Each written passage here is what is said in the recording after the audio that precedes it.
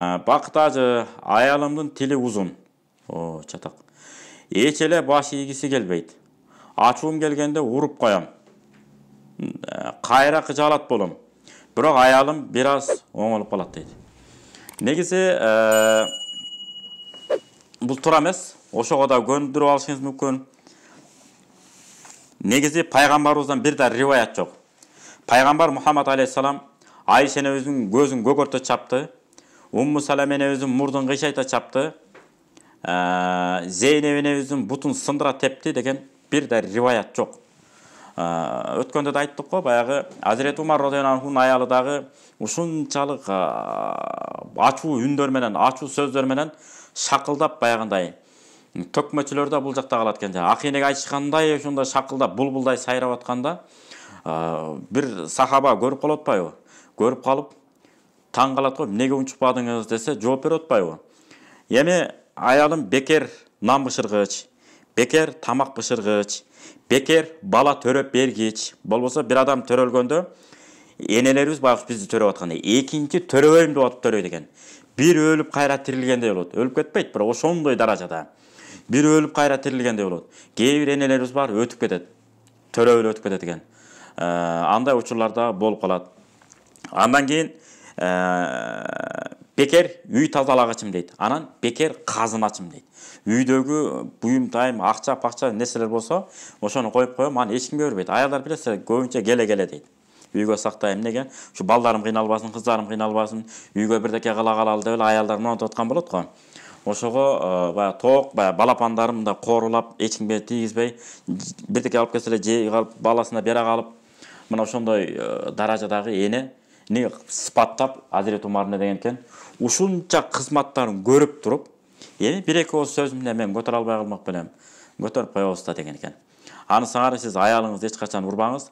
Азыр ур токмокко алып, картошка, пияз кууруганда кыпкызыл кууруй бере турган болсоңуз, эртеңки күнү Алла Таала сиздерге берип, балдарды, неберелерди Кудайым жадыратып берип, айталы бир 7 бала бере турган болсо, кыз баланы кошуп, аларыңыз, кыздарыңыз турмушка чыгып, балдарыңыз үйлөнсө, алар канча болот? Кудайдын буйругу менен. Кудайым кут кылсын. Автоматтык түрдө 14 болот. 14-түнөн 5тен эле небере күтүңүзчү.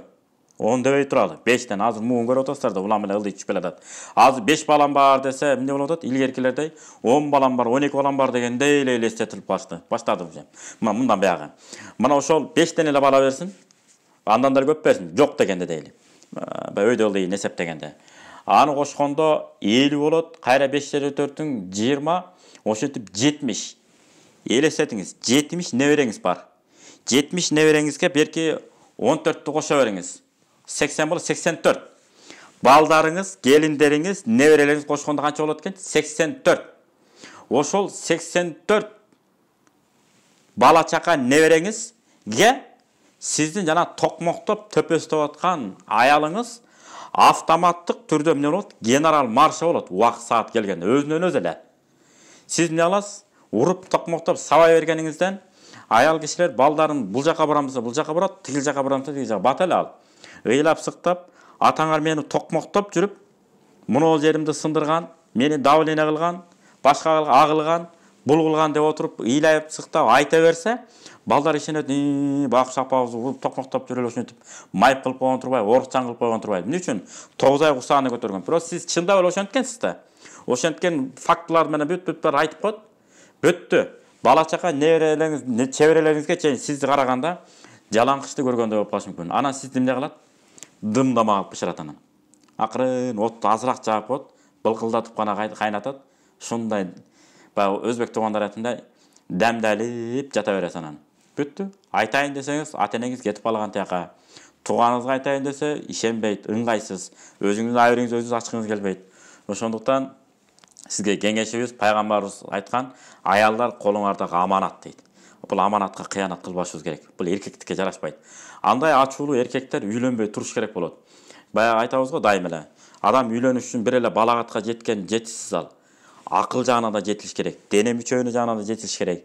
Иш, бирдеке тиричилик, баягы аң сезим, түшүнүк, мамиле жагынан дагы жогорку деңгээлге жетиш керек. турмуш болгондо өйдөлүй болот. Ушунун баарына чыдай турган абалга жеткенден кийин анан үйлөнсө, Кудайым буйруса, ажырашпай жашынакай болуп жашайт. Ошондуктан аялыңызды бүгүндөн баштап эркелетиңиз. Айшени пайгамбар эркелеткендей бир риваятта келет го, колуна көтөргөн десе, бир риваятта ийинине көтөргөн дейт.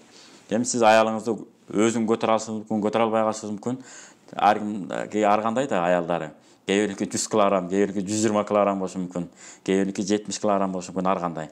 Ошол көңүлүң өзүң көтөрө албасаңыз да, көңүлүң көтөрүп, мен сага үйлөнгөнүмө ыраазымын, рахмат, мондой жадыраган сонун балдарды, кыздарды төрөп бердиң, абдан бактылуумун сага деп, сен менен үйлөнгөнүмө деп койсоңуз, аялыңыз деле лыпылдап кызматын кылып калат буйруса.